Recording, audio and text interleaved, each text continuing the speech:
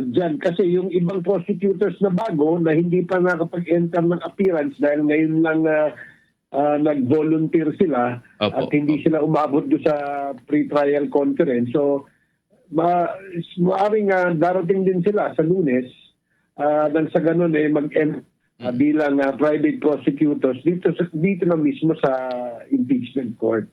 Alam mo, preparado ang ating prosecution panel doon sa mga araw ng paglilitis, no, dahil matagal-tagal nilang pinaghandaan ito. In fact, most of the members of the prosecution panel ay miyembro rin ng dating kongreso na kung saan ay aware na sila at informed na rin sila dun sa mga issues na inilatag ngayon na ipinasok dun sa sinasabi nating articles of impeachment.